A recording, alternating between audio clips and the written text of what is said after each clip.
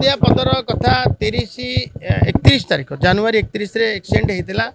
5टी जीवन पलैला एवं तार सुप्रीम कोर्टर गोटे रोड सेफ्टी पर गोटे कमिटी तार भी सब बेले देश सारा देखती ओडिशा रे मर्मतुद घटना घटिला ताकू मध्य मागिथिले हमर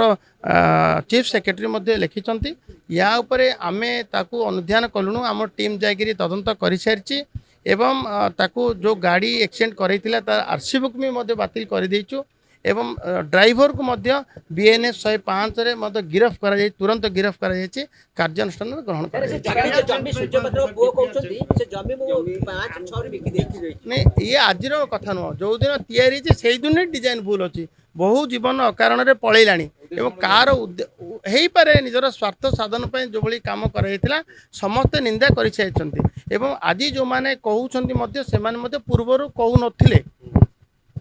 एवं कहवा आवश्यक गंजाम जनसाधारण मु तो बहुत बार से पार्टी कर सारी अभियोग कर सारी एपर्तंत डिजाइन चेंज हो नाला एवं तुरंत एवं ये घटना पर समस्त आखि खोली देछि हलदिया पदर घटना पर समस्त आखि खोली देछि ता निश्चय डिजाइन भल कि लोकर स्वार्थ